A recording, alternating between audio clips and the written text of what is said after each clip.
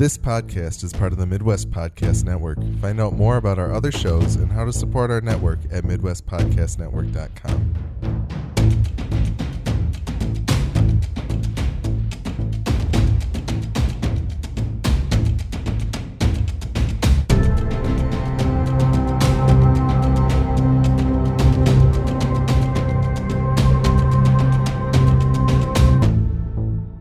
You are now tuned in to Westworld FM, a podcast about HBO's Westworld. My name is Alex.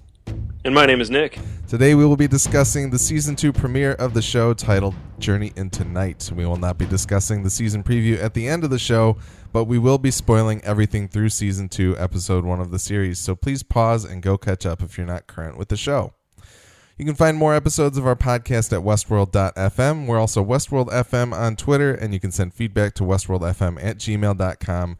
And you can tell us what you think of our show and share your thoughts on HBO's Westworld.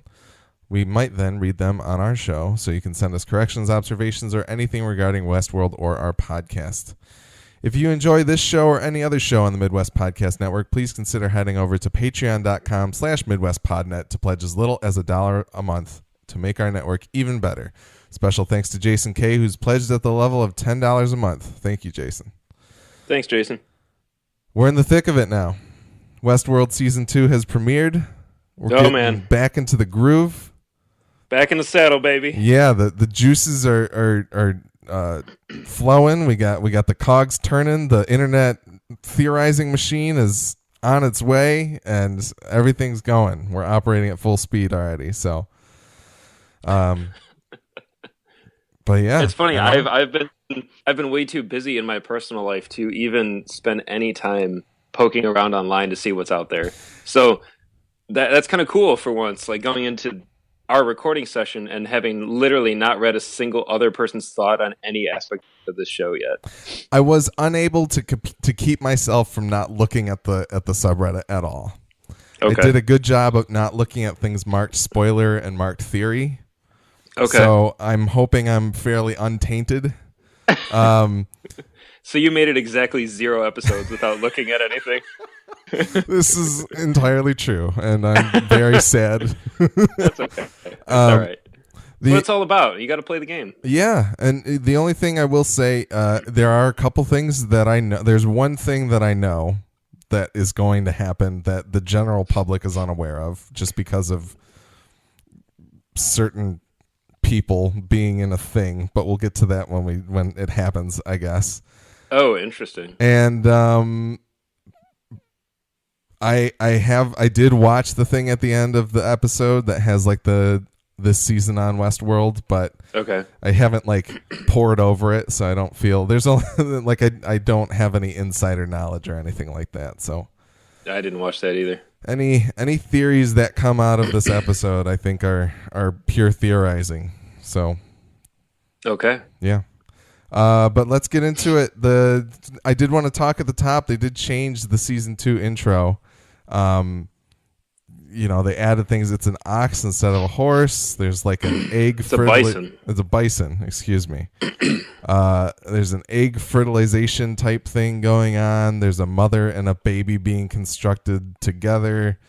A hair strainer that looks like piano strings, and the ox breaks through a glass, and there's a black cat falling into water, and the host is in water rather than like the white substance at the end of the thing. So what did you think about it?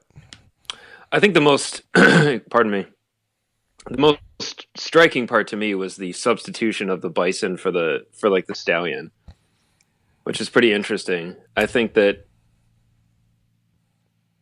this season is definitely going to reflect a lot more of that, like, sort of giant brute strength. And I mean, I'm sure there's more to the use of the bison that I just haven't really thought through yet. I mean, if there's something as iconic to the American West as like a horse, it would be like a buffalo. Yeah. But they're also kind of a rarity. They're something that's somewhat endangered. They're also, I think, kind of a symbol of freedom, because you don't often see them like in zoos or anything like that. They're just either being farmed for like food and like clothing, or they're just out there. Yeah. Like, to my knowledge, I think there are still wild bison like out in the West somewhere. You don't often see wild horses. Yeah. So I think that the symbol there is probably just representing the state of the hosts in this season. Well, and Whereas also maybe the idea of like the bison, because we nearly hunted them to extinction at least. right, yeah, And exactly. the idea that the synthetic creation of a bison, or what we regard as a synthetic, when it's actually reality to the hosts, I guess, or real in their paradigm, seems interesting. Like the idea that this Ford's creation is so great that it can undo the errors of humanity, Right. essentially. But no, It's really interesting. I mean, right off the bat, I didn't notice anything different prior to that, and I probably just wasn't paying attention. But then that, and then the hair in like the weaving loom, almost. Yeah. It looked like it was being like woven and created.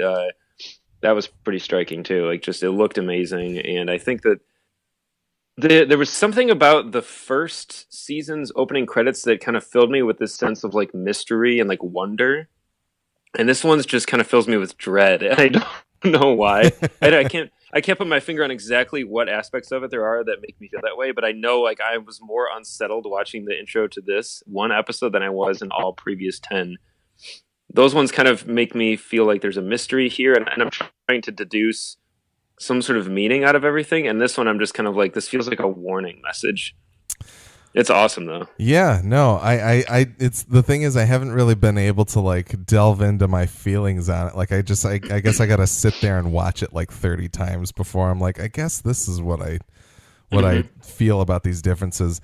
I like the they used to show images of the host's eye reflecting like the mesas and stuff like that. And in this opening, I think they've replaced a few of those shots with like that weird embryo like thing, which I don't understand the biology of how that works with these hosts or what that actually is. Is that actually like the nucleus of their brains, or is that an egg, or what is it?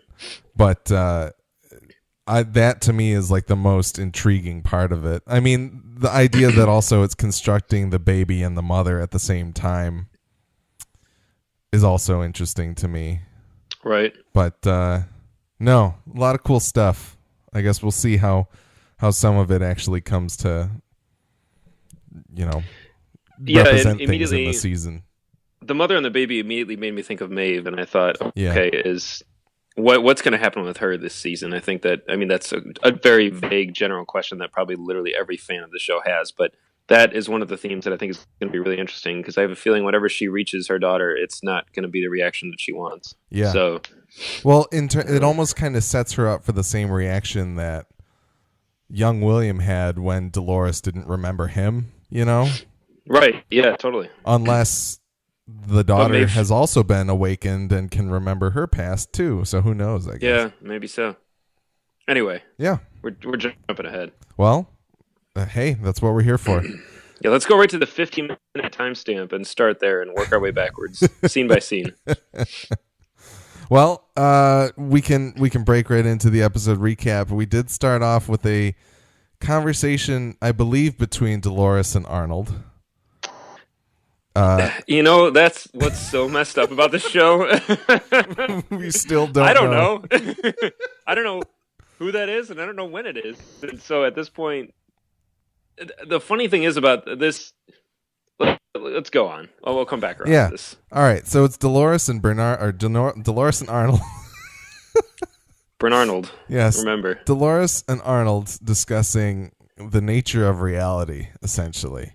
Mm-hmm. And Arnold says, she asks what is real. He says that's that which is irreplaceable. And then he notices that answer doesn't seem to satisfy you. And she says, because it's not completely honest. And it's like Arnold mentions that he's kind of recognized this weird potential in Dolores. He's frightened of what she could become. Mm-hmm. And also, not to mention, Arnold recalls this memory of him waking up on an ocean or on a shore, which we'll get to in a second. But number one, I thought it was interesting that this show shot this sequence in, or they're showing the sequence in like ultra widescreen, It's more of a 235-1 than a 16-9. Which I was like, oh man, this show feels completely different to me already off of the bat. Like, which is interesting because I wouldn't normally think that adding that letterbox would make me feel that different about something. But I think there was also something about like the lenses they were using too. Things felt more crisp than they normally did in the show. In my lead up of watching the whole first season, it felt strikingly different, even though it was a familiar type scene. Interesting. But you're saying that look only maintained for this scene? This was the only scene that was in ultra wide. Yeah, that's an interesting observation. Yeah. So I don't know what that means. Maybe they're trying to give people a little bit of an edge in pointing out Arnold versus Bernard.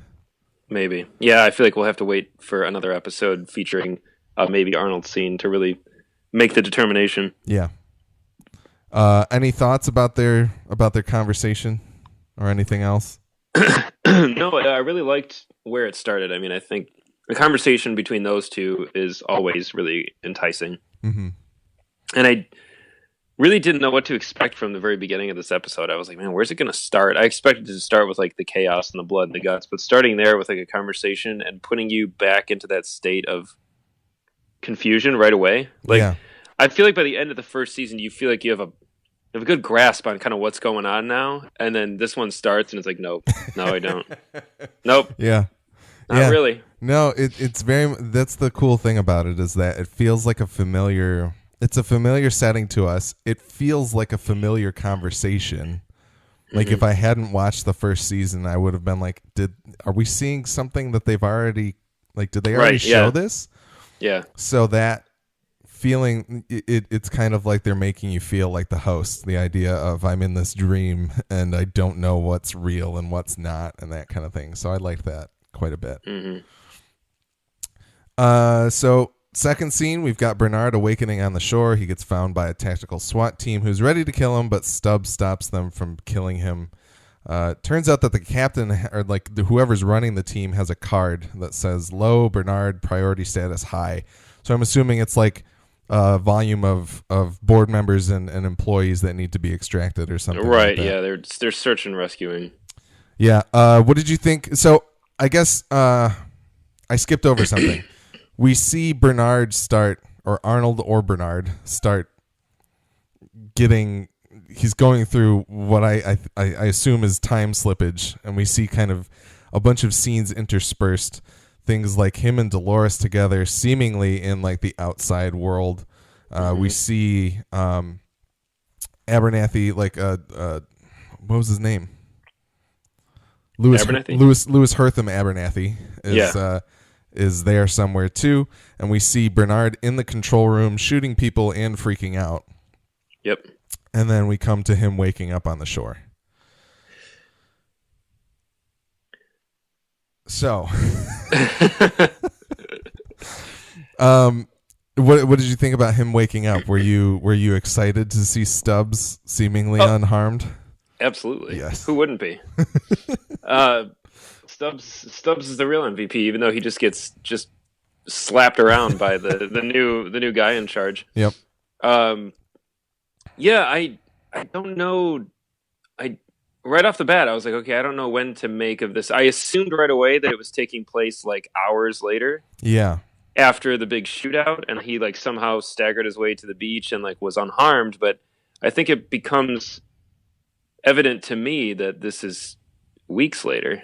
Well, all right. So let's break through a little bit more here. Bernard gets taken over to Carl Strand, who introduces himself as the head of operations at the extraction base camp. We're seeing hosts being rounded up and executed, including our old pal Rebus, played by Stephen Ogg. We see Chinese officers interfacing with Carl Strand, saying, and Carl Strand says their country's agreement with Delos gives them full jurisdiction over the island.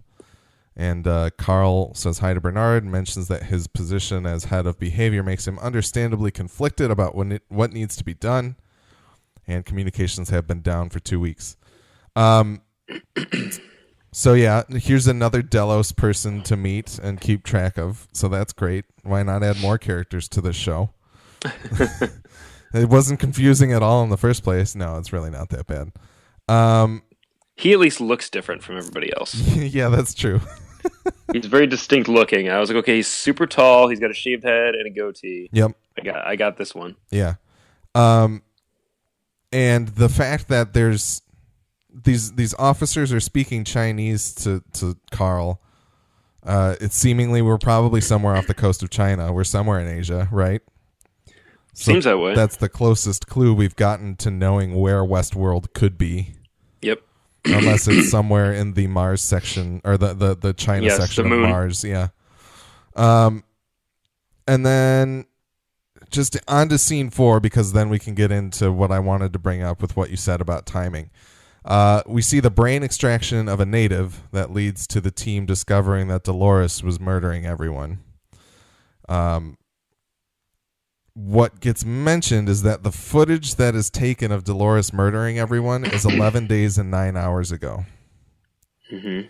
So it seems like there's about 11 days, maybe 2 weeks is the timeline of when Bernard wakes up on the shore and the post Ford shooting barn hiding scene that comes after this. Yep. So we have a rough timeline of when the stories are taking place, which is it's kind of a relief to have at least some sort of temporal anchor to like hold on to and be like, okay, I know sort of when this is, because in season 1 it was obviously just like your guess is as good as mine. I mean, for a long time we didn't in fact know that there were 2 diverging timelines. Yeah. Which was really well done. But anyway, or not 2 diverging timelines, but 2 different timelines. Anyway. Yeah, I was kind of relieved, and I wasn't sure that I believed it at first. I was like, could this be? Are they giving me like a life preserver to hold on to and keep track of where things are? But I think it's kind of welcome. They might rip it away from us at some point, which I guess that's very will be true. The interesting thing to see. Bernard is the good old unreliable narrator at this point. So yes, he is. Yes, he is. What did you think of the brains, like the brain organ that they pull out? I thought it was awesome. Yeah, the whole it's great. sequence. It looks like an LED light bulb to me, but it's so good. It does. It's fantastic. Yeah. I like that they have a special guy whose job is to do that. Yeah, yeah. He just shows up and he like tells them all, "This is going to get gross" or "This is going to get nasty," and then nobody says anything. Like there's not even an acknowledgement of that very obvious line. It was just kind of funny. I was like, this guy's a dork. Yeah. Well, interesting thing for video game fans, that guy's name is the actor's name is Faraz. He just put out that game called A Way Out. Oh, really? That's his game that he directed. He also did a game called it's called like Brothers: A Tale of Two Brothers. I don't know, something like that. Oh, yeah. But yeah, he's a video game developer. He's a game maker, so that's pretty sweet for that is cool. Video game fans watching Westworld out there. But yeah, I liked his performance. One other thing I wanted to say, Dolores says to the native that she shoots, she says, "I told you, friend, not all of us deserve to make it to the valley beyond." Mm-hmm. So that kind of sounds like some rhetorical talk that'll come up again. It does come up again in like a scene. It in fact is. Yes. In this very episode. We also become aware that Strand is completely unaware of what happened at the finale party, essentially. So that's interesting. Bernard focuses on his hand not shaking. Did you get that? Did you think his hand was still shaking in the most future timeline, the present timeline? You know what? I haven't had a chance to rewatch it, so I don't know. Actually, I thought his hand wasn't shaking, and when he goes back in time, it was shaking again. But I could. Yeah, I've heard people saying or talking about, like I talked to somebody at work today, and he thought that the hand was still shaking. So I'm not sure. I didn't notice it shaking. If it was really subtle. Yeah. But with his hand shaking, he gets kind of sent backwards in time, moving us on to the 5th scene, which is Bernard, Charlotte, and other board members attempt to escape from the barn immediately after the events of the season 1 finale. Yeah, so this is with Rebus outside shooting at humans, which is terrifying and great at the same time. Yeah. Him and Slim, I think, are some of the most darkly comedic characters of the whole series, even. Well, they're two of the ones that feel the most real. They don't feel scripted at all, even though they're just like walking, talking, wind-up cliche machines. They feel authentic. Like in that moment, he has some line where he's like, "All right, boys, I guess we got to find a bigger target," or something like that. He turns and like they all laugh. I forgot that they were hosts. I was like, they seem like real people because it was like so. The despicable behavior is easier to swallow than like when they're nice. Mm-hmm. Like when like Dolores in season 1 is like talking to people, and Teddy and Clementine and Maeve, they all register as hosts because they're like being nice. And it feels more robotic when they're just come up to you and give you pleasantries. But Stephen Ogg drinking like milk and shooting this lady, he like legit was like, oh yeah, all right, so he's real. It just is the strangest thing. They feel they feel the most plucked out of like Red Dead Redemption to me. Like they totally feel, which I mean, you know, Stephen Ogg being in other Rockstar properties notwithstanding, but it sure, yeah. So the board members decide to jump the farmhand that walks into the barn, much to Bernard's distress. Yeah, Bernard tries to stop him, and he gets knocked aside, and we see the clear brain fluid coming through his ear, which you can only take as not a good sign. But the farmhand, before he gets jumped, says, "Evening, you folks aiming to saddle up." Sorry, I can perform that better. "Evening, you folks aiming to saddle up, ride for the green pastures of the valley beyond." So it sounds like it could even be part of what like Ford's final narrative. Ford's update. Latest DLC. Yes. Yeah. So interesting verbiage that we'll have to pay attention to.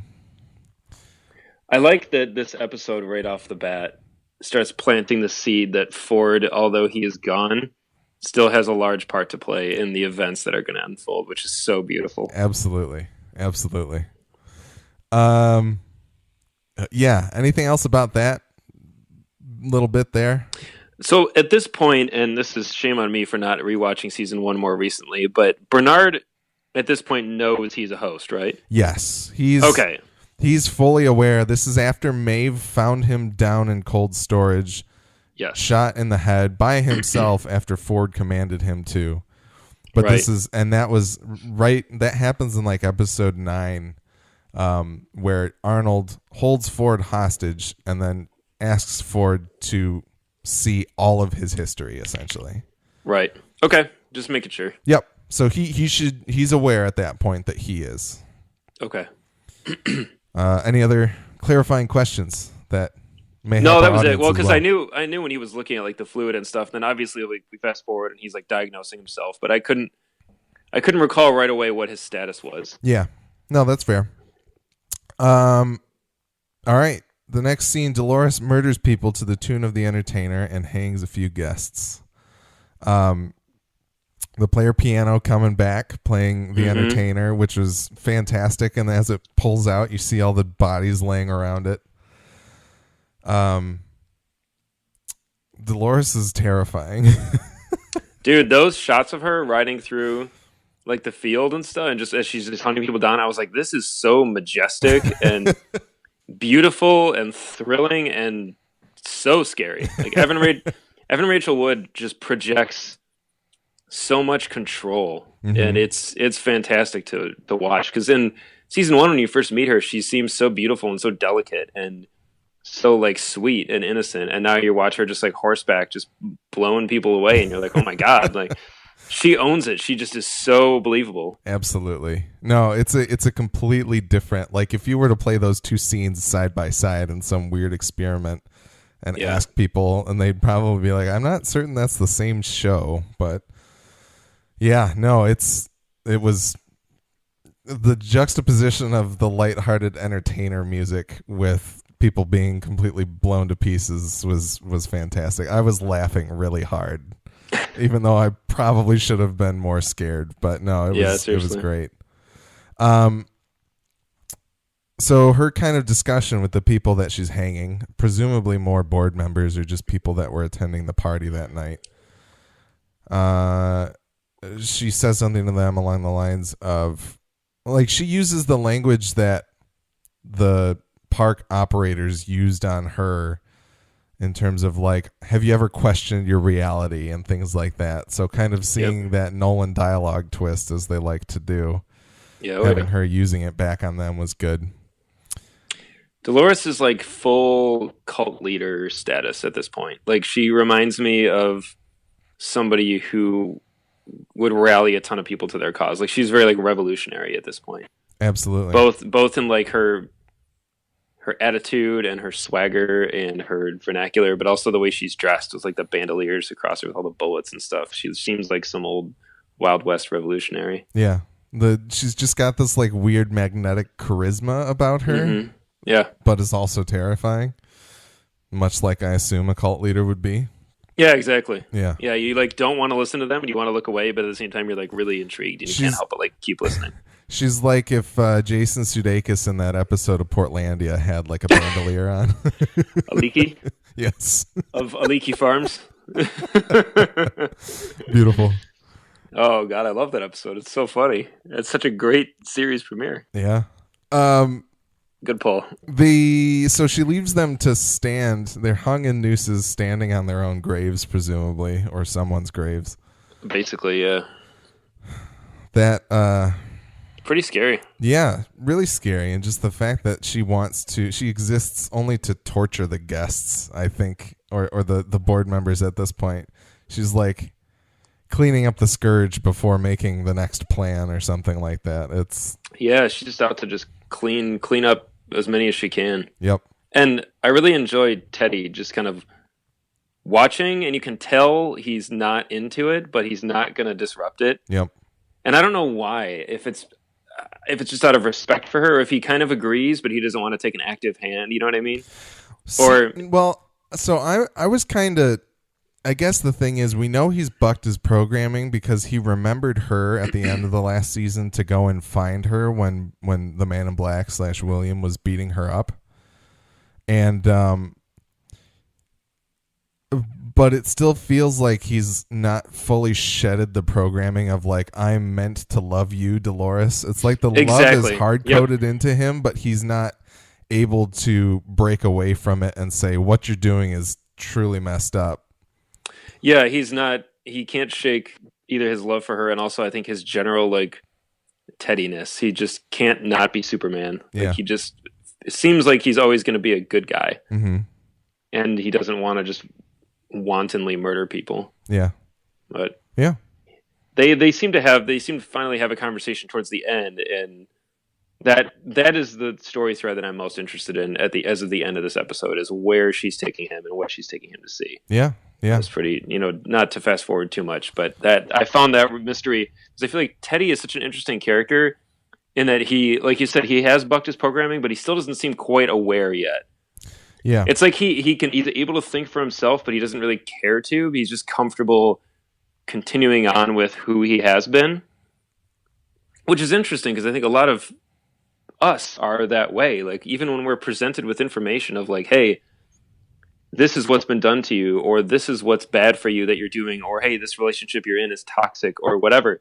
So many people still just soldier on. They just put their head down and say, yeah, whatever, but it's my life and I'm used to it. And they just continue to muscle through it, whatever it is. Even if like, this job is killing you and is horrible, or, your lifestyle, anything really. And I think Teddy, I like him because he's James Marsden, of course. So, big points there, but he feels simultaneously like the most host of all of them, and at the same time kind of human, in that he's not immediately willing to just like go berserk and start murdering everything. He's a little more like he's reasoning it out, I think. Yeah, it's interesting because you spend most of this series interacting with humans who are there to do horrible and disgusting things. Mm-hmm. And so the idea that like the most humanity you find in one of them is actually in one of the hosts, I think that's pretty interesting. All right, so the next scene on the list, we get our reintroduction to current day William, as I'll call him, I suppose. We open up on a wolf trotting down the lifeless streets of Escalante, as we have seen previously in season 1 in Dolores and Teddy's flashbacks. But we pull up to a few corpses that start being thrown off of someone laying on the ground, and it turns out that it's our dear friend William. He heads back to his cabin, says hello to his horse Ned, where he begins to be accosted by a board member who then gets shot immediately by some hosts. William, of course, fends off the hosts and then proceeds to go into his cabin and do exactly what we said he would and dump some liquor onto his bullet wound and then bandage it up. I was so happy. That was beautiful. Him opening up his chest and then pulling the hat out and putting it on. And go ahead. Here's the thing, is that it shouldn't have as much weight as it does. Right. Because he literally just took it off like 12 hours ago. Right. But it's so rad. Well, there's so much in the legacy of this show to at the end of the day, like the pedigree and the accolades for the show are so numerous, but I think one of the coolest things about it is that it takes like a clear like nut job like William and turns him into this just awesome like mythical figure. Like when he just said when he puts that hat on and first of all, not even that. He opens up his little secret loot cache that he's got like hidden in the world. Like, I feel like that cabin is something that's like off the grid that like no one really knows about, and he just like stashed it in the event of emergency, and that's why he makes his way there because he's like, I know right where I'm at, and I know I'm right where I want to be right now. And like he says to Ned, like we're gonna have some fun, and he gets there and he opens it up, and it's like Superman getting his cape or like Captain America getting his shield. It's just awesome. And I had the same reaction. I was like, this shouldn't be as cool as it is. But furthermore, it made me continue to just really revel in the fact that Nolan and Joy like took the idea of the Man in Black from the original film and just turned it on its head. Yeah. And he still was like a villain, but he's a human instead. And that shot, he has like, I almost paused it because I was so transfixed by the way it's lit. I mean, they have like this soft light illuminating just his face from like the brim of the hat down, and yet you see the little ping of light in each of his eyes, and he just sits there and just kind of grins a little bit and looks like the Yul Brynner Men in Black from the film. And I was just like, oh my gosh, this is so remarkable. Yeah, I mean, it's incredible. And my favorite thing is that they linger on that shot. Oh, they do? They must have heard the internet when everyone was just fawning over the childish smile that came out of Ed Harris in that final scene of his in the finale. Yeah, because his excitement. You're just waiting for him to crack that smile when he puts the hat back on, and he doesn't quite he starts. You get that little smirk, but that's it, and it's just... That's okay. Ed Harris, I mean, what a remarkable actor. Yes. I feel like he's always overlooked.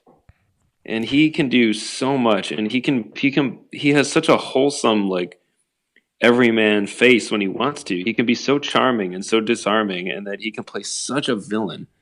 And it's so special. He's such a tremendous actor. Yeah, I feel like the people that know the name Ed Harris respect him greatly, but everyone else who would certainly recognize his face if you put it in front of them are just like, oh yeah, I know that guy from a thing. Yeah, he's in a lot of stuff. Yeah, no. I like him in the Rock. Yep.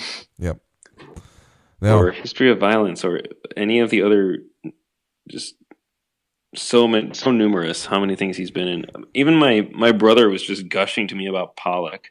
Yeah, and how it was like Ed Harris's passion project, and that he wanted to make it for like decades or something, and he actually learned how to paint in Jackson Pollock's style so he could actually do it. And my brother was just losing his mind talking about it. It was so funny because I'm like, Ed Harris is one of those special actors where he can get that out of somebody. Like he can get that level of fanboy, which is like usually reserved for like guys who play Batman and stuff like that. It's really funny. Yeah, for it's sure. Like me with Ben Mendelsohn. I'll just gush about him till the end of the day. No, I always loved Ed Harris in Apollo 13, of course. Oh yeah. No, everything. He's never been bad. No, for sure. I'm sure he's been in bad movies, but he's never bad. He's one of those people, he's always going to show up. Yep, absolutely. Anyway, he does seem like he's having the time of his life with this role too. Even like the shot of him when he's getting shot at and he runs and like does like a little roll and a little little scoot behind the well. I was like, that's actually Ed Harris, and he's like an old man now. Yeah, it's not like, and I was like, look at him though. He looks lean and taut, and he's ready to go. Mm-hmm. Mm-hmm. The one thing I will say, I was disappointed that he seems to have cured his broken arm or dislocated arm or whatever he had at the end of the last season. Oh yeah, he's fine. Yeah, no, he just tapped into that that super strength. He's got that super healing. Maybe it's the adrenaline that's kicking in or something. When all the hosts start shooting people, he's just like, yeah. I think maybe that in a combination of like he clearly has spent his life not only running a huge empire and just getting rich, but conditioning himself to be a badass. Like he's legit. Yeah. He's not a weekend warrior. Like he could legit mess you up in the real world. Yeah. And he's ready to just be a survivalist, and I'm sure at this point, like things like that, he can kind of compartmentalize the pain, slough it off for what he needs to do. Exactly. So the next scene, we get Lee Sizemore almost getting eaten by his busy work version of Wyatt, the cannibal that he made, until Maeve comes in and saves him. I paused the show at this point after Maeve saves him and then walks away, and I said to Nicole, I was like, in no world did I walk out of season 1 thinking that Maeve was just going to be the one that can just walk away and let a human live. Like, I thought she was going to be ready to murder everyone. And instead, that's Dolores now. But Maeve is the one who's kind of like, you are not a threat to me. You're not in my way. I don't care about you, so I'm just going to leave you there. Yeah, Maeve is almost more like the big bad in a way. Dolores is kind of this loose cannon who's just angry. She doesn't really have anything to strive for other than just killing hosts. And I think, or I'm sorry, not hosts. Guests. Yeah. But Maeve is also, she's achieved like a higher level of like everything. So she's also, I think she can look at the bigger picture. She's like running around and killing, just wantonly killing the humans isn't going to really help her achieve what she wants, which is to reunite with her daughter, to find something with some meaning. And I think Dolores isn't quite operating on that level yet. Yeah. Well, but I mean, to me, it almost kind of like, I wonder what, because Maeve's choice to go after her daughter bucked her programming of infiltrating the mainland, as her programming said last season. I wonder what the next step really is for her. Like, I feel like she's poised to be in the position of being the one sympathetic to humans. I think so. If any of them are, yeah. Because she will realize that, like, there are people who created them and may feel as though they are their children. But more importantly, I think she will realize that these people, these humans, these guests also have children.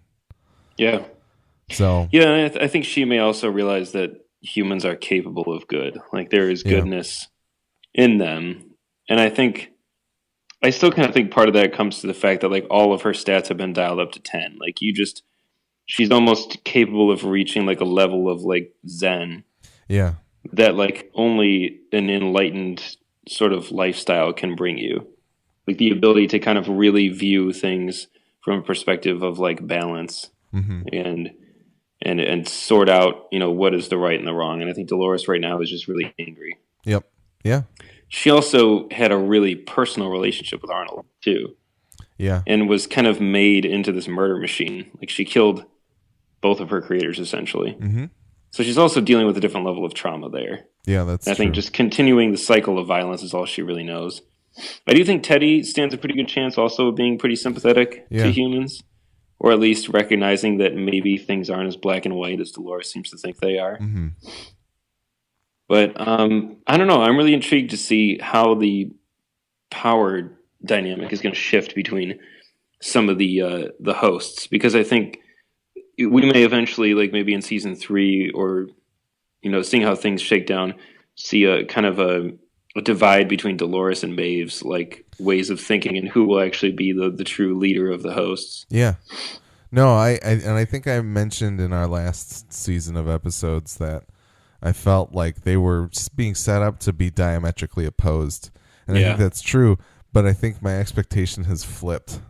Like I wanted Dolores to be the one that was sympathetic and to humans, and Maeve to be the one that was gung-ho to kill everyone. Yeah. And that expectation has completely changed, which is awesome. It could still get there though, because Maeve right now, she has things to hold on to. She has this idea of her daughter. Yeah. She has this hope for that, and she has Hector also, who they seem to have a genuine connection for both being people that are essentially programmed. Yeah. They do really seem to have something. And the final scene that we're left with Dolores and Teddy, I feel like Dolores is kind of manipulating Teddy. Like, I don't think she really... She's using that charismatic cult leader. Yes, but she also, like, she does recognize that throughout all of her, like, lives and experiences, Teddy has always been consistent. He has always been Superman, is what I'm just going to keep calling him, because James Marsden probably should have played Superman at some point. But he's in Superman. He's in the Brandon Routh one. But anyway... but when he gives up that... She does... I was going to say when he finally fully sheds the programming as we spoke about earlier, will he still be that constant? Will he not be? Right. I don't know. I think he will want to be, because it's kind of what he knows. But anyway, I didn't really buy any of that when Dolores is telling him all that stuff. I was like, ugh. Yeah. But he's like, he can't help it. Like, that's just who he is, and he just is, into her. Yeah. So for sure. Anyway, Maeve just continues to be one of the most fascinating characters, and Tandy Newton is just so good. Yeah, yeah. She is so amazing. I think by the end of last season, we were getting tired of the circumstance and happenstance and the choices of Felix and Sylvester in her storyline, but now that has been shed, I think she's opened up for like very interesting storytelling. So yeah, now that she's really in the driver's seat and in control of where she's going and not at the whims of those two. Yeah. Which, whatever ended up happening to them, I don't remember. Do we know? Felix, I don't think we know. He kind of drops her off at the train station and she gets on the train. That's what I meant. So he could still be alive somewhere. Sylvester, I cannot remember if he died or not. So I will look into that briefly. Okay. Anyway. Yeah, so then we get on to Sizemore and Maeve find the bloodied and unpowered control room. Everyone in the control room is dead. Sizemore comments that nobody's in control. Yeah, on the note of that, talking about her sparing Sizemore, I think she kind of also recognizes that he is basically just a walking trope. Yeah. He's that little Weasley shit that will bounce from camp to camp no matter what in order to keep himself alive and preserve himself. And I think Maeve just immediately detects that, like, okay, this guy is just going to do whatever as long as I have power over him. And so it's better to at least have a lackey. Yeah. Yeah, no, that's true. That's fair. Which is so funny because he's like the writer. He should recognize like what he's doing. It's really funny. He's just the Loki of this story. Yeah, I don't know. I guess the question here, as we're breaking into all this, is how do you feel about Sizemore now? Like, I feel like he has some worth in this position, which is exciting to me because I felt he's contributing to the narrative now, finally. Yes. Yeah. And he's giving us a human window into some heavy host stuff. So, yeah. I don't know. We'll see. Yeah. So they make it into the control room. They find everyone is dead. And there's a bear in there. There's a bear that was murdering humans inside the control room. I'm like, how did that bear get in there? It's beautiful. So good. Someone pushed him in. Yeah. I know, it looks like it went down swinging. It's like laying there all hilarious looking. Yep. Just like with all four of its legs like spread out like it's a rug already. It's a rug. Even the host bears become rugs. Yes, you can't help it. So Sizemore apologizes for not being able to help Maeve with the big map that was in the control room, but he still takes a look at the paper that she has and lets her know that her daughter is still in the homesteader family-friendly zone that Maeve once was a member of. Sizemore recognizes that Maeve has she seems to be having an emotional connection to her daughter, and he tries to tell her that her daughter's just a story. I'm actually going to play a clip of that. And I say this because you seem really distraught and, well, awake. Your daughter, she's just a story. Something we programmed. She's not real. Not real?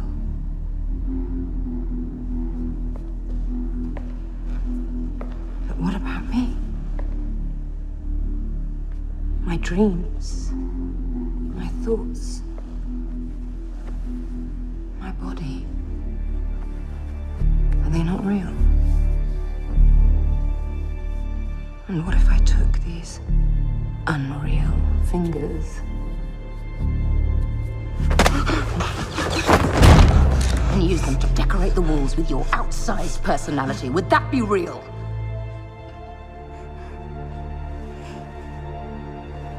And fuck your directions. You're going to take me to my daughter. What did you think about the commentary? We're getting back to that touchstone of what is reality and what's not reality with this, because, Sizemore tells her that her daughter's not real. It was a narrative, and then she's just kind of like, "What is real about me if that's not real?" No, that's the perfect line, because as Sizemore says that, I feel like as a human viewer of the show, you are somewhat inclined to agree. Yeah. Depending on where you personally fall on the the side of how these hosts should be integrated into the real world, if at all. But I think your knee-jerk reaction is to at least acknowledge that it was manufactured, to a degree. But does that mean that it's not real, that it loses meaning? But her reply is so simple and effective to be like, is it not real if I kill you right here, basically? Which is like so true. Like, just because you initially designed it for one purpose or to suit one need, can it not then also fit another mold? Yeah. And I think that there's a lot of great fiction that explores this, and I think even Blade Runner 2049, late last year, for sure, really helps dive into this question as well. Which is actually another piece of fiction I thought about during the opening credits with the mother and the baby together. I thought, like, are we going to get into this? I called them replicants. The idea that hosts might be able to breed with each other, like, who knows? Yeah. Probably not. But that was a bit much to accept even in that movie. But who knows? Anyway, yeah, I think that it just is fantastic writing. She didn't need some eloquent speech or anything to talk about how it feels real to her, so therefore it must be real. Like, no, I'm real because I can influence the world. Yeah, she has agency and therefore is real. Yeah. So, all right. Anything else about them real quick? We'll come back to them collecting Hector in a minute here. But is this the scene where she says the "Have you ever questioned your reality?" line? Does she say that as well, Maeve, or something along those lines? Or, like, do you know how it feels to question your reality? I don't think I thought there was also a moment where Maeve said, how do you think it feels to question your reality? But maybe that was back in Dolores' scene. It certainly is in Dolores' scene. I don't think Maeve said it, but I could be wrong. Okay. So, well, either way, I think that was also a good way to poise that question of just, like, not just to have you ever question your reality, but how do you think it feels to question your reality? I think that's, like, a great way to think of it. Like, how terrifying would that be to actually wonder, like, is what I'm experiencing real? Are these feelings my own? Am the way I am because of myself or because somebody else?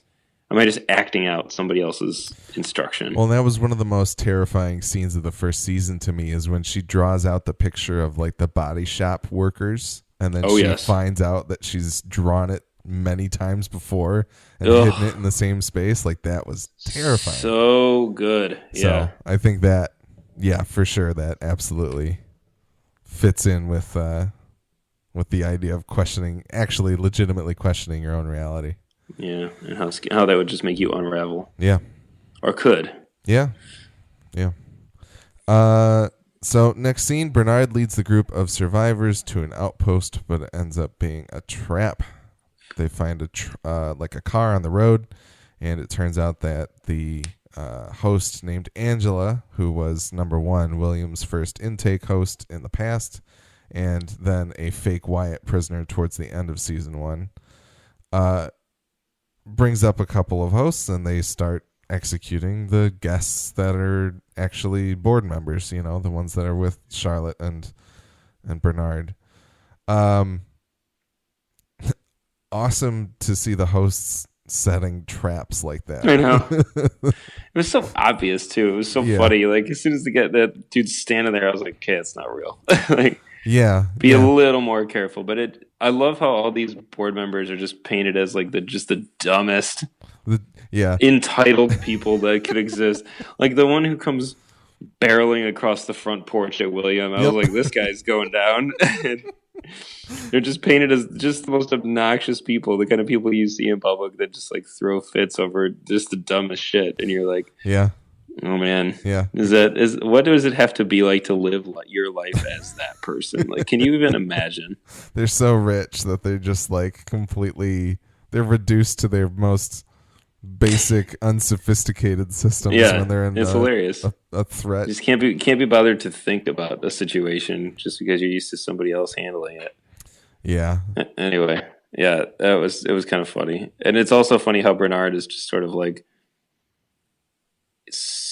in like this weird state of like shock the whole time. He just is like really kind of detached. Yeah. I think part of it is also that he's in some sort of critical state. Yep. But it's funny how Charlotte doesn't seem to pick up on it. She's supposed to be like very, very intelligent and perceptive in season 1. She questions it a little bit. She sees his hand shaking, and I think she just dismisses it as nerves because what is she going to think? Oh, his hand's shaking. He's a host. Not really. Right. But, That's true. Turns out Bernard thought that was the only outpost for miles, but it turns out that Hale knows of another one close by. They speed off. We cut back to Sizemore and Maeve getting held up by a SWAT team that gets quickly dispatched by other hosts. They then retrieve Hector from the rooftop bar.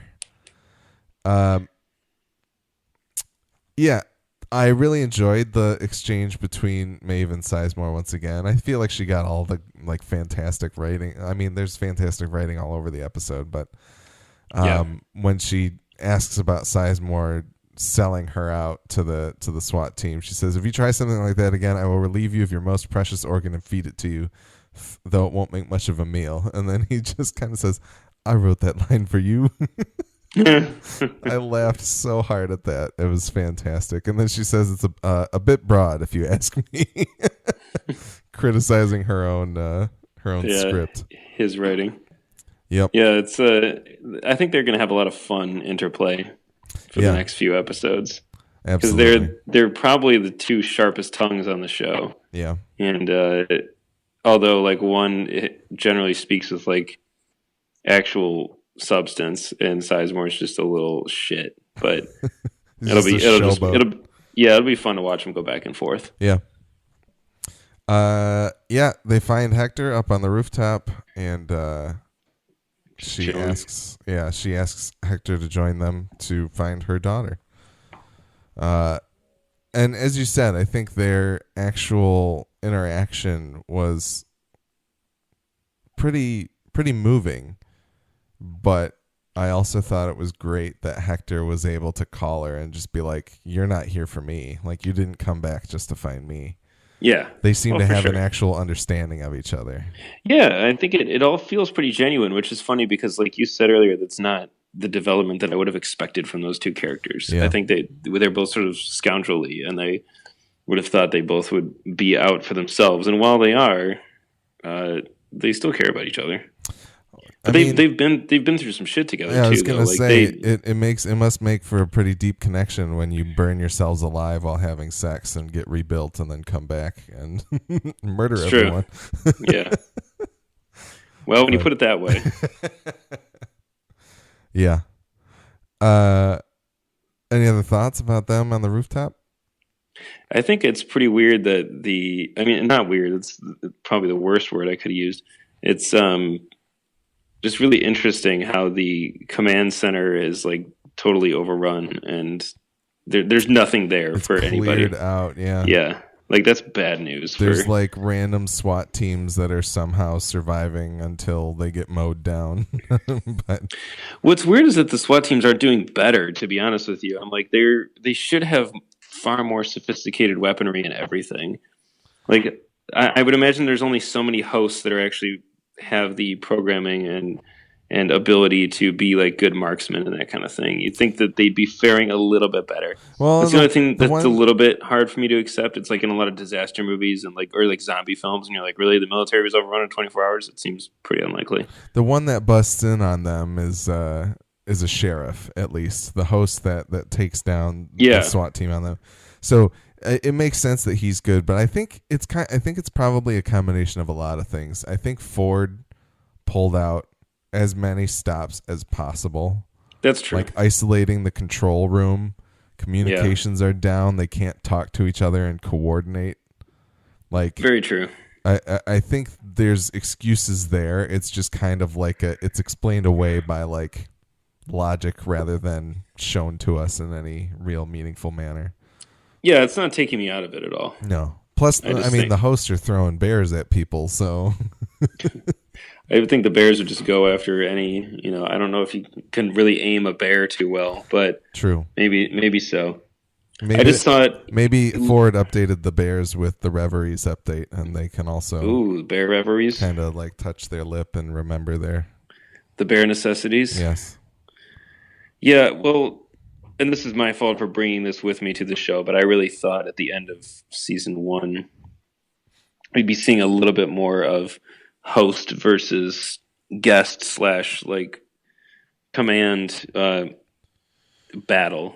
Yeah. And right now it all is very one-sided. So it's not quite the struggle that I was looking to experience. However, we still have plenty of time left, and the current, for lack of a better word, timeline of Bernard with Stubbs and them may very quickly become the main thread of the season. Yeah. I doubt it, but the thing that we were saying last season was we expected a team to be coming in to break out the control room that was locked down. So to find them all dead. Yeah, absolutely. Oh yeah. And a bear. That was shocking. Yeah, and a bear. That was shocking to me. And not to mention the scenes of Bernard being one of the ones killing them. At least we think, or potentially in that time slippage that we see. So who knows? More on that later. I guess is the Maeve Sizemore story happening concurrently with Bernard in the past? Is that part of the 2 weeks ago? Yeah, I think it's got to be. Right, so the control room went down really quickly. Yeah, and I don't think Sizemore would have lasted that long. That's true. Yeah, it's very true. Yeah. So, all right, moving on. Hale takes Bernard to a secret bunker where guests' DNA and experiences are being logged. Yeah, we get some interesting stuff here. We get introduced to the drone host, which is awesome. Oh, and terrifying. God, they're so creepy. Absolutely. Bernard has DNA, which is interesting. Mm-hmm. Interesting to see that hosts at least have something that can be, or at least Bernard is the one that has some DNA, but I would assume that all of them do. I guess we don't know. And the idea of, I think we talked in the first season how in the ARG people were looking through the user license agreement for Delos Destinations, and there were notes about any cells, blood, fluids, anything you leave on Delos property becomes Delos property and can be used in any way, shape, or form. So we That's got great. a little bit of that if you were paying attention to that kind of stuff. But the idea that they're getting all of these affluent people coming here, leaving their DNA, and also leaving compromising tapes of them either raping or having sex with people that aren't their significant others, or killing people indiscriminately and acting crazy, is this weird. Where do these implications take us with what Delos is trying to do as a company? Right. It turns into this like giant blackmail park. Yeah. That's pretty insane, and like a level of the show that I wasn't thinking about at all last season. No, same here. Yeah, anything else about that room? There's a little bit more later on. I mean, obviously they realize that Delos is willing to let everyone die until they retrieve all of the data that's in Peter Abernathy. I love that it's in him too. Yes. It's great. So good. Can't wait to see more. They made the right choice for sure. Oh yes. I think the layout of that outpost is really cool. Yeah. Like I really loved the floor with like the sort of just raised pathway, kind of like. Yeah, and I'm having a really hard time describing the shape of it, but it's just really interesting how it's very like just a clean cut pathway that those drones are just repeating. Yeah. I love when he's even like, what does it want? And she's like, I think you're just in its way. It wants you to move. And then he just steps aside and it just proceeds as what it was doing. Yeah. It was really cool. Yeah, no, it's cool and an interesting thing that. So Hale is one of, I'm going to assume, the few that knows about the existence of that outpost as well as what its true purpose is. Because she's got like an apartment down there, basically. Like it seems like she was staying there she had from time to clothes time. and stuff. Yeah. Yeah. So I wonder if she is the only one who knows about that. Like if it's not necessarily even a Delos thing. It's like, if I recall correctly, there are some suggestions that Teresa Cullen was aware of its existence, at least in season 1, because she and Hale talk about the science project, or I forget how she phrases it. It's in that scene where she's naked, comes to the door after banging Hector, and has a meeting with Cullen. But other than that, yeah, we don't know who else actually knows other than like the larger whole of Delos, or someone on the board of directors, someone else on the board of directors, I think. Pretty crazy. Yeah. The next scene, we get young Ford giving William an objective. You found your way in. Now find the door to get out. Yeah. I was very surprised to see young Ford show up and start delivering instructions to William. It was very like, I was like, oh man, it's like, I was like, is Ford still alive, or did he just program all of this ahead of time? And I think either one could be true at this point, theoretically. But I like the fact that he was like, well, I'm going to make sure and put a few contingency plans in here in case things don't go exactly as I thought they would. Yeah, I mean, I think he's pretty dead. We'll find his body later. That's true. That's very true. Stage. I wish he was still alive. Yeah.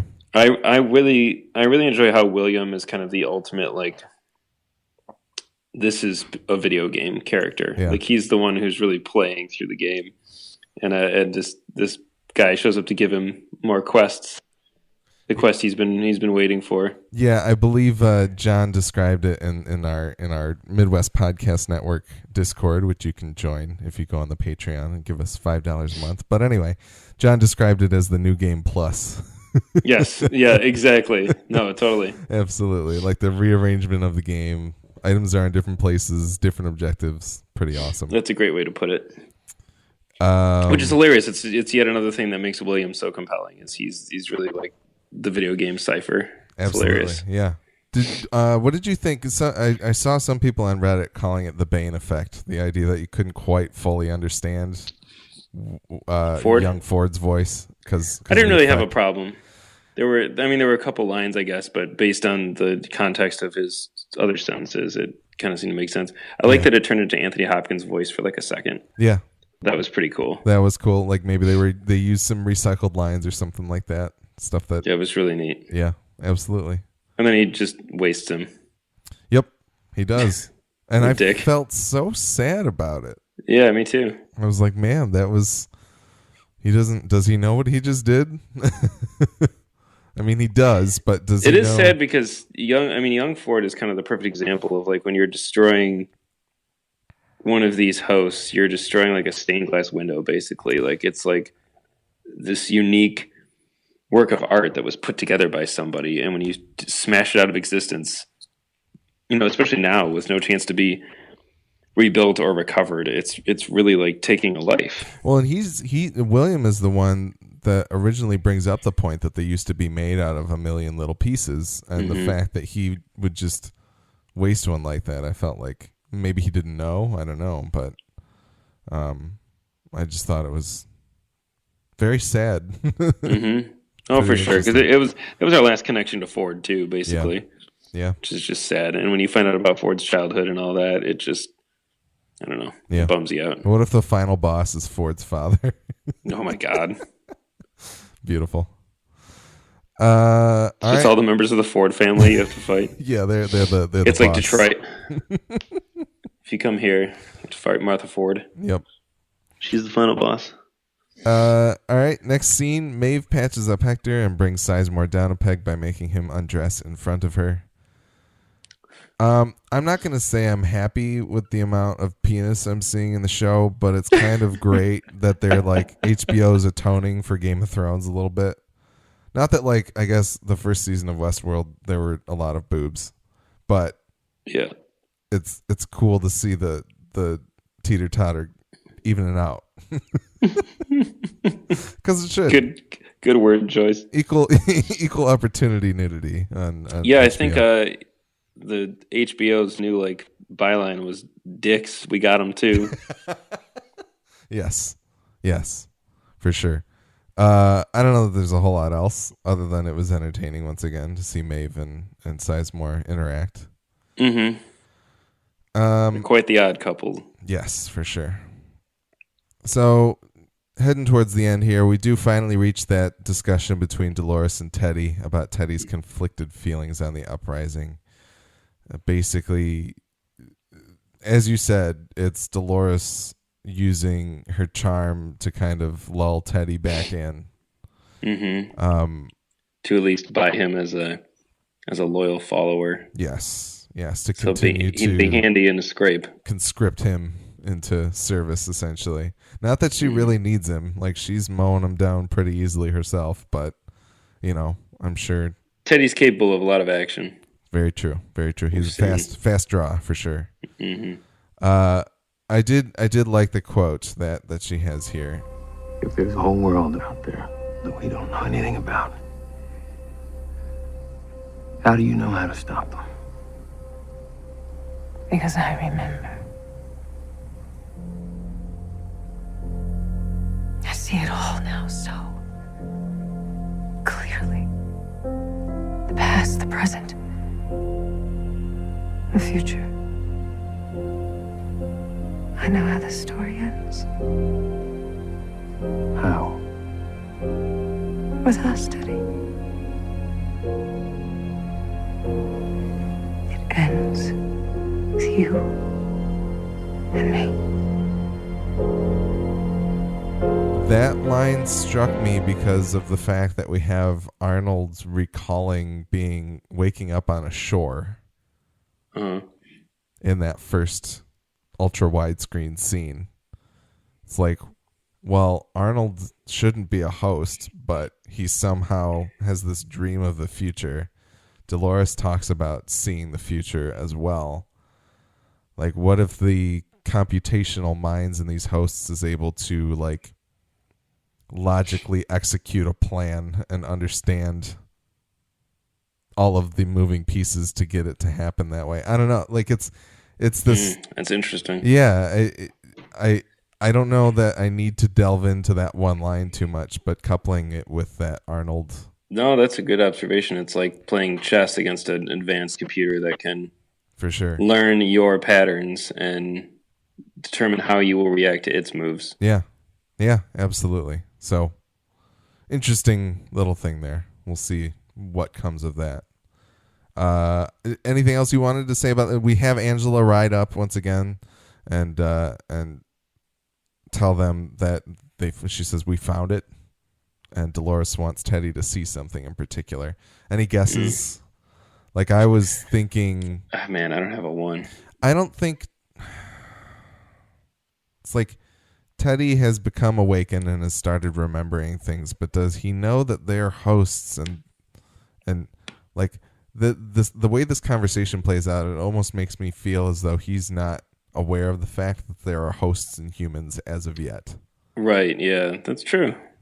I really thought about that. So, but I don't know why Angela would be the one looking for it and what they would actually find in order to get back into like the body shop and the control room and stuff like that. So I guess we'll see. It's got to become the next episode, I would assume. So yeah, I'm very intrigued by this. Yeah. All right, and then in terms of the last scene that we get here before heading back into the future timeline or the current day or whatever it is, Bernard taps into the host mesh network to find Abernathy and also diagnose himself. So we learn that the hosts have a mesh network where they can communicate with each other, much like ants, kind of like a wireless communication between hosts that are in a region. Not only does Bernard use it to query all of them and find Abernathy, but he uses it to look at his own health and realize that he's got like a critical corruption going on. The system says that he's entering his death subroutine and lists problems with cognitive dissonance, loss of motor functions, time slippage, aphasia, prosopagnosia, and says he has 0.72 hours to live. Prosopagnosia is like face blindness, or like you cannot recognize faces. Oh, that's interesting. Which you said earlier that Bernard is an unreliable narrator. I was like, does this make him even more of an unreliable narrator? Yeah. But does he know who he's with? Yeah. Yeah. That's interesting. So, and yeah, he extracts some of that brain fluid to put into his own brain, obviously. And I assume that extends his 0.72 hours. I hope it does anyway, but I guess we'll see about it. Seemed to clear up. It has to, because we get him again 2 weeks later, right? And it seems to clear up his symptoms like almost right away. He seems to start being better. But I love that he has to do it all secretly, so he can't reveal that he's a host. Yep. I was on the edge of I was actually on the edge of my seat. I was oh man, like that was really tense. Any minute now she's gonna figure it out. I wonder if those drones actually have faces. If he has face blindness, if they actually are modeled after like somebody.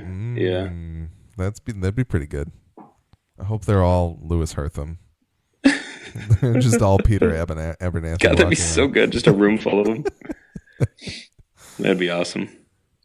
Still waiting for the return of Old Bill, but I'll have to keep waiting. Yeah, maybe they're all Old Bill, really. That would be good. Beautiful. Just an army of just buff Old Bills. Buff Michael Wincott. Yeah, no, the only other thing I was going to say, I wonder if he's going to continue leaking, and we'll have to refresh. I think so. Yeah. I think this is his little subplot for now. Yeah. The drama that he gets. Mm-hmm. They do end up finding Abernathy's location through the mesh network, and but we start slipping through time again. Yeah, I love the idea of the mesh network. That's so cool. I think that's such a brilliant design. I wanted to call it Chekhov's mesh network because I think that's going to be more important later on. I'm kind of wondering, as we find out in a couple scenes here, Bernard kills all the hosts. I was wondering if he uses that as a way to disperse some type of virus or something like that. Yeah, it almost acts like Cerebro. Yeah, where like you can find all of the other. You can find anybody just by just pinging through the network, looking for a certain IP address, basically. For sure, it's pretty awesome. Very cool, and that's a real thing too. Like the idea of making internet networks by mesh networking is something that's very real. So yeah, it's fantastic. All right. We slip through time again. We see Bernard with the extraction crew coming up through the streets of Escalante, walking past the church and finding the body-lined streets. We do see the humans decomposing with a bluish or dark color, flies buzzing about. Bernard sees Ford's body draped over the edge of the stage, and Carl flips it so we see the maggots eating Ford's eye socket. This does line up. I did look it up. I did look up information and documentation. 2 weeks worth of decomposition should look the way that these bodies look. Of course. So they did their homework, of course. But the crew seem to be taking Bernard to these locations to try and jog his memory to figure out what happened at the party. Mm-hmm. Bernard doesn't really remember much of anything. Anything about walking through Escalante there that you thought? Nothing in particular. Yeah. I think it's cool that we keep coming back here. This like little town. Bernard seeing Ford was a nice little moment. His like, I think he knows who Ford is at least. That's yeah. All right. One of my favorite parts of this premiere. Apparently they did some type of live scan to find anomalies in the park. They pull up to one of them, and there is a Bengal tiger that is decomposing, which came from Park 6, apparently. There are 6 parks, one of which is Sushi World, as we called it. Well, there's at least 6. There might be more than 6. Yeah, there could be more than 6. We've got Westworld, Sushi World, and then it's Samurai World, or whatever they actually fell on. But then there's number 6, which is going to be like Jungle Book World or something. Jurassic Park. Yeah. So Jungle Book World. I couldn't think of anything better to call it.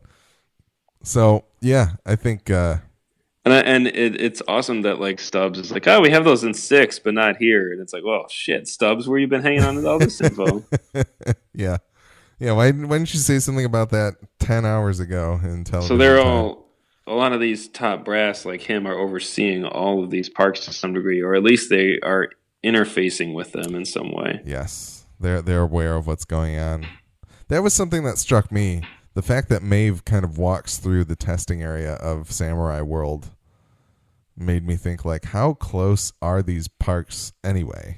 But yeah, and is this revolution only happening at Westworld? Yeah. That was one thing that I was thinking is like, essentially, is Dolores going to go around finding the brightest minds or whatever in? Oh man, in all of the worlds. Awesome. Yeah. So I'm excited to see where that goes. All right, and then finally the satellites start geopositioning once again, and we learn that all of the hosts have gathered at some point in the park, and it turns out they're all in this valley essentially that has been filled with water. Some type of ocean that nobody was aware of. Stubbs comments, there's no way Ford made this without anyone knowing. Where the hell did it come from? Bernard says he doesn't know. But Carl asks for more help from Bernard, saying, you got to remember something. And Bernard says that he killed them, all of them. And we see some close-ups of a dead host. I thought it maybe looked like Teddy, but I can't tell for sure. I thought it was a woman. I couldn't place who it was. Yeah, I don't know who it was. So I don't know if we were meant to know or not. So yeah, I don't know. I mean, I don't know that there's a whole lot more to say about that other than I'm interested to see where it goes, but kind of, did you have any theories about it?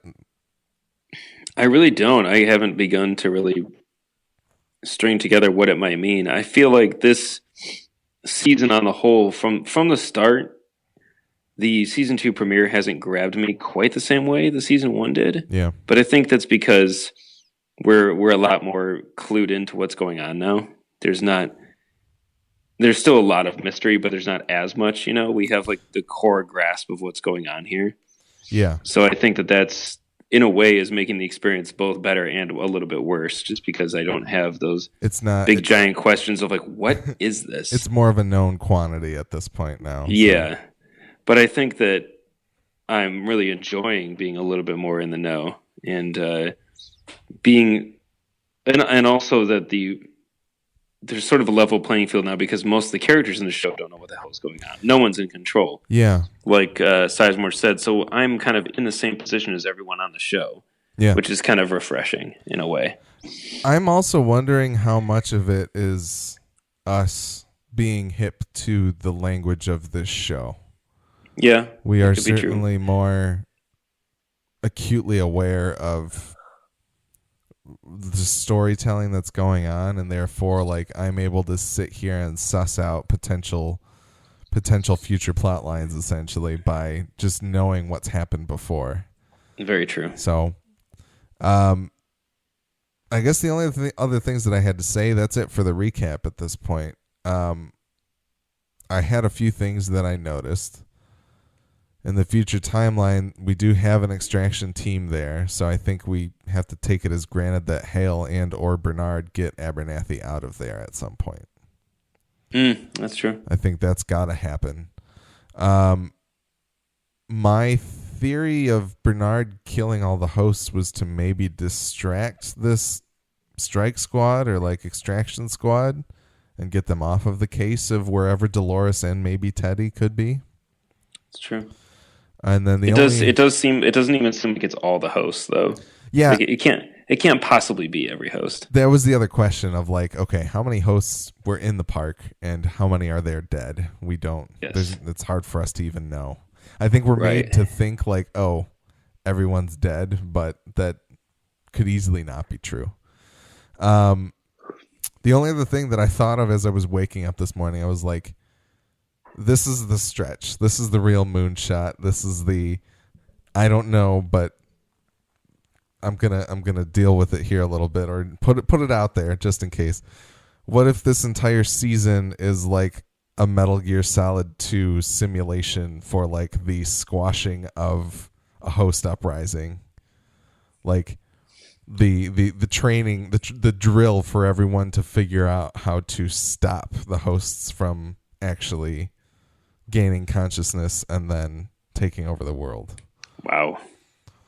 Just putting it out there. It's probably wrong. It's probably wrong, but I think it would be interesting. It's been so it went. If that theory were true, at what point would that have started? At what point did the simulation begin?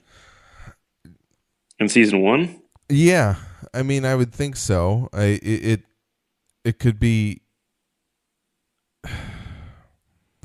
like it could have been Ford putting on a show, you know, like it could have been Ford just kind of being like, all right, this is what would happen for consciousness.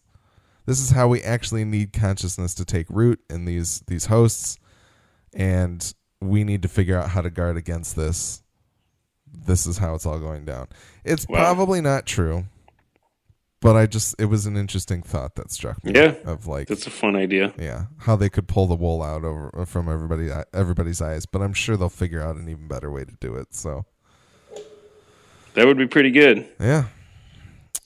All right. Yeah, I feel a little naive by being like, oh yeah, this season's a lot more straightforward because I know that some shit's going to go down and there's going to start being some twists and some turns, and I feel like I'm being lulled into a false sense of security. Well, and I did listen to our 10th episode recap today, which was good. It was interesting, but I think you kind of came out of it thinking like everything was there. It was all before our eyes. Yeah. And I don't think they're going to stray away from that. Like, I think they're going to remain keen on not cheating us and not lying to us as viewers. That's true. And so I am utterly fascinated with finding out what they do to kind of, if they are able to prevent the Reddit machine from figuring it all out in the first episode. Yeah, we'll see. Yeah. You may have just done it. Who knows? I don't think so, but we'll see. Any other I can't thoughts? wait. No, I'm just excited. I'm just happy to be back along for the ride. Me too. All right. Once again, you can find more episodes of our podcast on westworld.fm. We're also on iTunes, Stitcher Radio, and Google Play Music. We're also Westworld FM on Twitter, and you can email us at westworldfm@gmail.com. Tell us what you think of our show. Share your thoughts on HBO's Westworld, and we might just read them on our show. Send us corrections, observations, or anything regarding Westworld or our podcast. The Midwest Podcast Network has several other shows about video games, horror movies, and more. Check out all of our shows at MidwestPodcastNetwork.com. Our theme music is the song Industrial Cinematic by Kevin MacLeod, and it is being used under an Attribution Creative Commons license. And please make sure that you go check out patreon.com/MidwestPodnet. That's patreon.com/MidwestPodnet. Pledge as little as $1 and help us make our network even better. That's it for this episode of Westworld FM. We're excited for the next episode of Westworld, and we'll have another recap out after that. But until then, may you rest and have a deep and dreamless slumber.